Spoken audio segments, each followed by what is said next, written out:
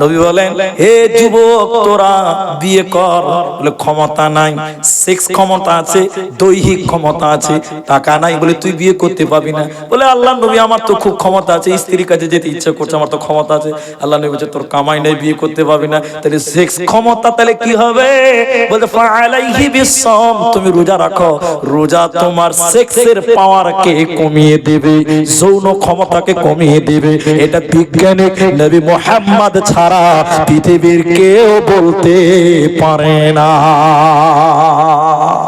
বলুন sir, sex ক্ষমতা কম, যৌন ক্ষমতা কম, চলে আয় আস্তা হারবাল, কলিকাতা হারবাল। তাহলে মানুষের সেক্স ক্ষমতা বাড়াবার জন্য ওষুধ পৃথিবীতে আছে। কি বলেন? হ্যাঁ না বলেন? মাথা হিলাইছে না কোনো ভাই? আছে। কিন্তু বলুন, একটা কেউ দেখেছেন যে লেখা আছে যার সেক্স ক্ষমতা বেশি হয়েছে কমাবার জন্য আসো? দেখেছেন? শুনেন, আজ অব্দি দেখেছেন, শুনেছেন? না। কিন্তু মুহাম্মদুর রাসূলুল্লাহ 1450 বছর আগে বলছে, আয় যৌবন ক্ষমতা দমন পূর্বিত ওষুধ আমি নবীর কাছে আছে। বলুন সুবহানাল্লাহ। বলে কোথায় আছে? হাদিসে। ফাইল্লাম ইয়াস্তাতি ফালাইহি বিসসাম ফাইন্নাহু লাহু বিযা। নবী বলেন, হে যুবক তোরা বিয়ে কর। বলে ক্ষমতা নাই, সেক্স ক্ষমতা আছে, দৈহিক ক্ষমতা আছে, টাকা নাই বলে তুই বিয়ে করতে পাবি না। বলে আল্লাহ নবী আমার তো খুব ক্ষমতা আছে, স্ত্রীর কাছে যেতে ইচ্ছা করছে, আমার তো ক্ষমতা আছে।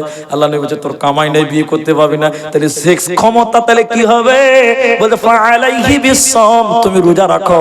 রোজা তোমার সেক্সের পাওয়ারকে কমিয়ে দেবে, যৌন ক্ষমতাকে কমিয়ে দেবে।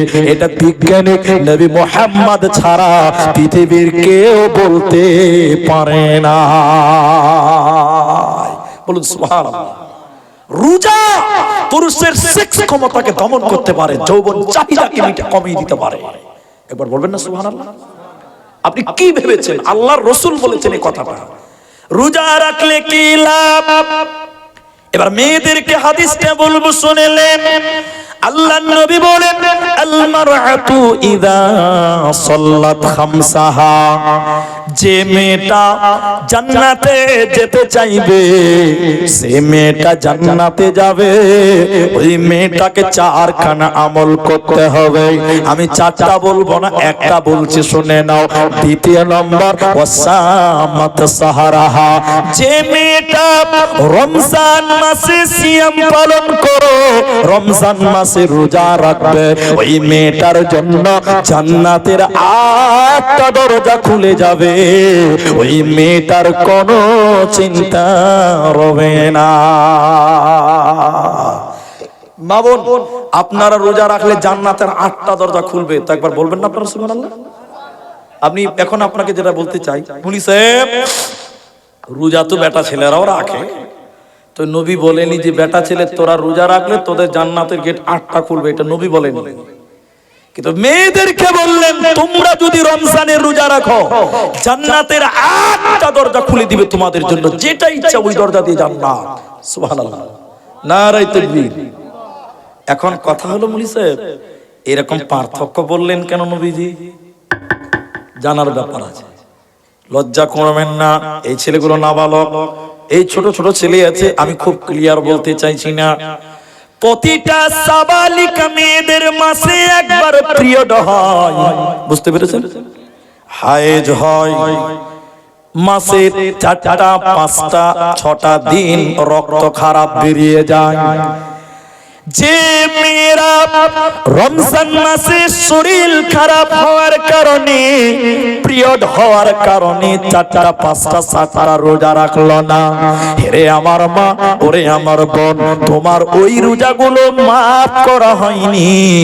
আগামী রমজান আসার আগে ওই রোজাগুলো তোমাকে কাজা আদায় করতে হবে।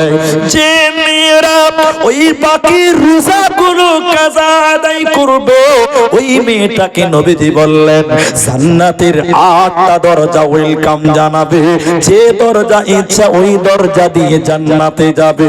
এই মেয়েটার কোনো চিন্তা রবে না, রবে না, রবে না। এবার পুরুষের তো আর মাসে পিরিয়ডও হয় না, এটা হাসবেন না। তাহলে নবীজি এই অফারটা আপনাকে দেবে কেন? মেয়েদের প্রয়োজন মেয়েদেরকে দিয়েছে, ঠিক বললাম তো ভাই?